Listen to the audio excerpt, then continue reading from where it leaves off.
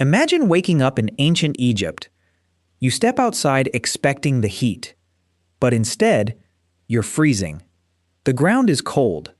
The wind is cutting through your clothes. Your hands are numb. And the sun hasn't even come up yet. You look around. There are no heaters, no electric blankets, no modern jackets, no warm house waiting for you. Just a small home, a few pieces of cloth, a fire, and an entire winter ahead of you. And here's the strange part. We usually imagine ancient Egypt as a place of burning deserts, scorching sunlight, and endless heat. But what if the same civilization famous for surviving the desert also had to figure out how to survive the cold? Because when the sun disappeared over ancient Egypt, the desert could become a completely different world.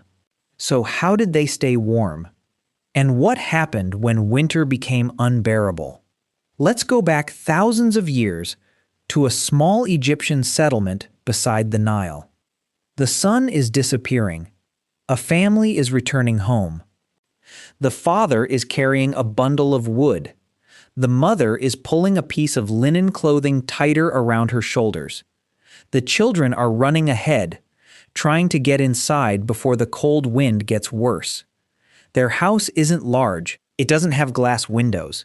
It doesn't have a heating system, but the walls are thick, and those walls are about to become the family's first line of defense. The door closes. The wind stays outside. For a moment, everything becomes quiet. But the house is still cold. So the family has to do something. The father places dry fuel into the fire. A tiny flame appears. Then another piece of fuel catches. The fire grows. Everyone moves closer. The children stretch their hands toward it. And suddenly, the little fire becomes the most important thing in the entire house. Because in ancient Egypt, fire wasn't just for cooking. It was warmth. It was light. It was protection from the darkness. And on a cold night, it could be the difference between comfort and misery. But there was a problem. Fire doesn't last forever. Someone has to keep feeding it. Someone has to collect fuel. Someone has to make sure it doesn't go out. So while the children sleep, someone has to stay awake long enough to keep the fire alive. And this is where winter becomes a completely different challenge. Because the cold doesn't attack you once. It slowly takes your body heat, minute after minute, hour after hour. So the Egyptians had another weapon, clothing. Imagine the mother taking a large piece of fabric. She wraps it around herself, then around one of the children. The fabric isn't a modern winter jacket. It's simple. But every extra layer traps more air around the body, and that trapped air helps slow the loss of heat. The family begins adding layers, one around the shoulders, another around the body. The children are wrapped tightly. Suddenly, their simple clothing has become a portable shelter. And that's important, because these people couldn't carry their house everywhere, but they could carry their warmth. And ancient Egyptians weren't stupid. They knew that different parts of the day required different clothing. During the day, the sun could become intense. At night, the same person might desperately want another layer. So instead of fighting the weather, they changed what they wore. But clothing wasn't the only thing they changed. They changed where they lived. Look closely at an Egyptian house. The thick walls aren't just sitting there. They're protecting the people inside. The family stays away from the open wind. The walls block the worst of it. The small interior space is easier to warm. And suddenly, the house becomes more than somewhere to sleep. It becomes a shield. Outside, the wind is moving across the land. Inside, the family is gathered together. And that brings us to another ancient survival trick, staying together. One person alone loses heat quickly, but several people sleeping close together can conserve warmth. So the family doesn't spread across the house. They gather. Children stay beside adults. People share blankets and layers. Everyone stays closer to the fire. The house becomes a small pocket of warmth surrounded by cold. But morning eventually comes. The fire is fading. The sun is still low, and someone has to leave. A farmer steps outside. The cold air hits him immediately. He wraps his clothing tighter, then starts walking toward the fields. Because winter doesn't mean life stops. The Nile still needs to be used. Animals still need to be cared for. Food still needs to be produced. People still need to work, and this creates another problem. How do you work outside when your body is trying to stay warm? The farmer doesn't have a modern insulated jacket, so he times his work. He avoids standing still for too long. He keeps moving.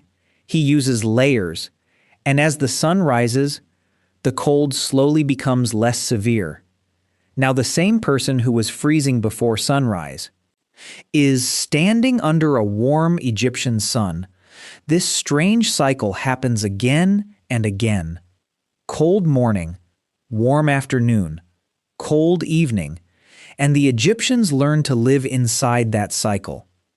But winter has another enemy, one that doesn't look dangerous at first: rain. Imagine clouds suddenly covering the sky. Rain begins falling across the settlement. The ground becomes wet. The walls begin taking water. People rush to protect food and clothing. The family moves things away from the wettest parts of the house. The roof has to hold. The walls have to survive. And suddenly, their home isn't just protecting them from cold, it's protecting them from water too. This is why maintaining a house was so important. A crack couldn't simply be ignored. A damaged wall couldn't wait forever. Because one small problem could become a much bigger problem when bad weather arrived. So someone repairs it. Someone patches the wall. Someone checks the roof. Someone protects the fire. Someone moves the food. And this is what survival actually looks like. Not one giant invention, just hundreds of tiny decisions, every day. But there was something even more powerful than clothing. Something that ancient Egyptians had access to every single day. Food, because staying warm requires energy. Imagine the family sitting down for a meal. Bread, fish, vegetables, whatever food they have available. The children eat. The adults eat. And that food does something incredibly important. It gives the body fuel. Your body is constantly producing heat, and that heat has to come from somewhere. So food isn't just about stopping hunger. During cold weather, food helps keep the entire body running, which means a bad harvest, a poor fishing season, or a shortage of food could make winter much harder. And that's where the Nile becomes incredibly important. The river isn't just a river. It's the reason this civilization exists. It provides water. It supports agriculture. It provides fish. It connects communities. It moves people and goods. The Nile is essentially the giant life support system running through Egypt. And when winter comes, the people who understand how to use that system have a massive advantage. But now imagine something goes wrong. The fire goes out. The wind is getting stronger. The children are cold. The father goes outside looking for more fuel. The mother pulls another layer around the youngest child. For a few minutes, the entire family is focused on one thing: getting warm again. And this is why cooperation becomes so important. One person gathers fuel. One person prepares food. One repairs clothing. One watches the children. One maintains the fire. Everyone has a job, because survival becomes much easier when you don't have to do everything yourself. And ancient Egyptians understood something humans have understood for thousands of years. A group isn't just a collection of people. It's a survival system. But not every Egyptian experienced winter in the same way. Imagine two people. One is a wealthy Egyptian noble. The other is a poor farmer. The noble lives in a much larger house. He has more clothing, more food, more servants, more resources. If the night becomes uncomfortable, he has options. The farmer doesn't. His house is smaller, his clothing is simpler, his food supply is more limited. For him, every resource matters. Every piece of fuel, every piece of cloth, every meal, every repair. And this is where winter becomes more than just a weather problem. It's a resource problem. If you have enough, winter is uncomfortable. If you don't, winter can become dangerous. So the Egyptians developed something that sounds incredibly simple, but may have been one of their greatest survival advantages. They prepared before they needed to. They didn't wait for the coldest night. They prepared clothing. They maintained houses. They stored food. They gathered fuel. They understood the seasonal rhythm, because the worst time to prepare for winter is when winter has already arrived. And this lesson wasn't taught in a classroom. Children watched adults. They copied them.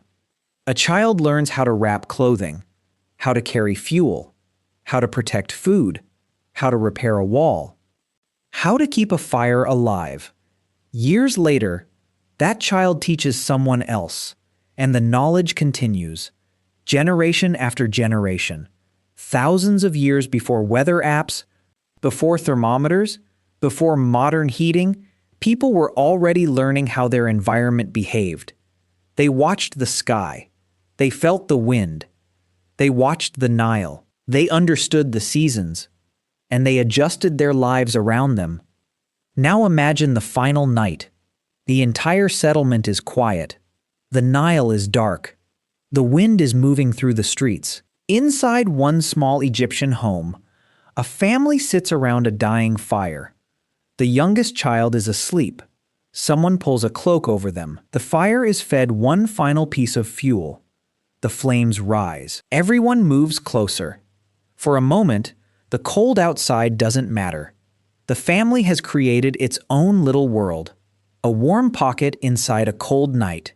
And then, the sun begins to rise. Light enters the house. The fire becomes less important. The people step outside. The cold night is gone.